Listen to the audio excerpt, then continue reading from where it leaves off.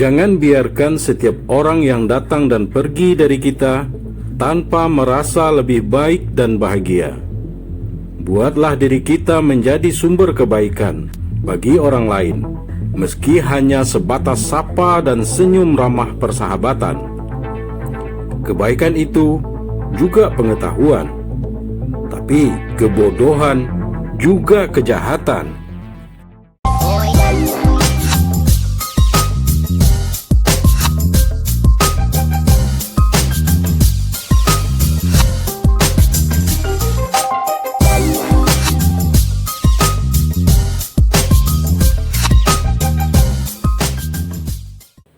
Berbuat kebajikan tanpa pamrih akan sulit dilakukan bila memiliki sikap tidak peduli pada lingkungan dan hanya mementingkan diri sendiri. Berbuat baik juga suatu beban yang sangat berat bila dalam diri ini tertanam sifat berharap balasan kepada yang kita tolong. Berbuat baik ini ibarat bercocok tanam di atas lahan yang subur dan luas. Tanamlah apa yang kita inginkan, karena dia akan tumbuh butuh proses dan kesabaran. Saat berbuah, pasti sesuai bibit yang kita berikan dahulunya. Bila yang kita tanam adalah rasa benci, sudah barang tentu buah yang kita tuai berasa pahit, tapi akan merasa manis dan nikmat bila yang kita tanam itu adalah kebajikan.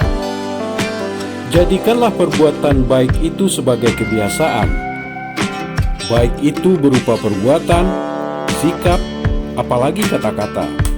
Karena untuk menjadi orang baik tanpa pamrih bisa dilatih dan dibiasakan, sehingga kita akan menjadi individu yang positif secara sikap dan pikiran, yang akan memotivasi diri sendiri untuk melahirkan hal-hal positif pula kepada orang lain dan lingkungan sekitarnya.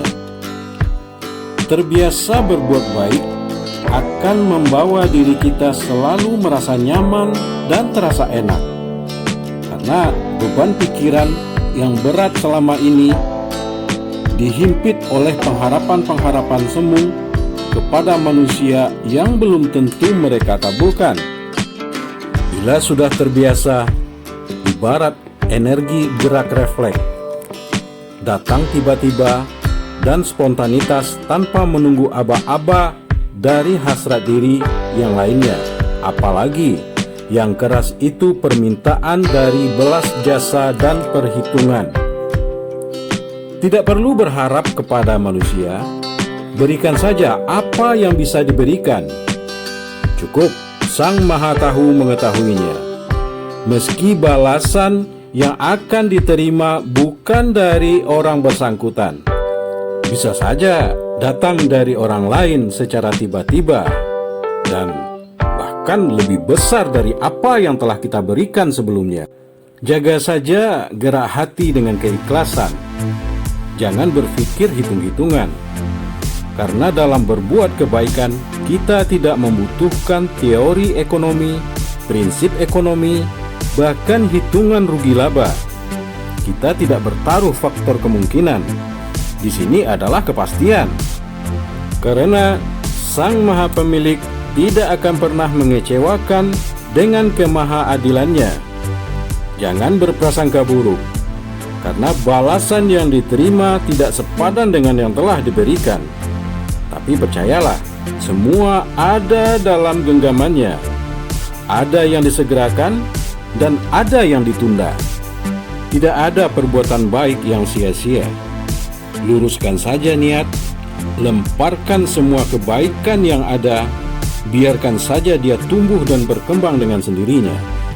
Karena saat berbuah akan datang kepada kita tanpa disangka-sangka.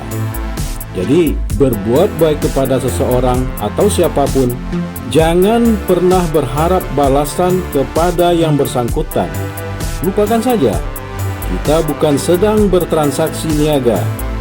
Biarkan saja Sang Maha Tahu yang akan membalasnya. Nanti sebentar lagi, saat ini, atau kapan saja. Dia Maha berkehendak.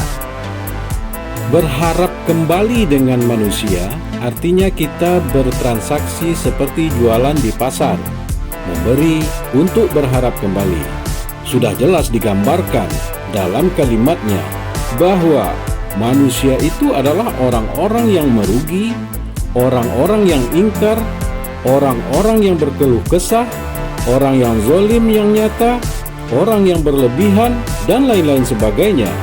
Semua sifat itu dimiliki manusia. Kenapa harus berharap balasan kepada mereka? Manusiawi saja setiap perbuatan baik yang kita lakukan pasti berharap balasan yang setimpal. Tapi, tidakkah kita berpikir, sikap seperti itu malah akan memperburuk performa diri saja?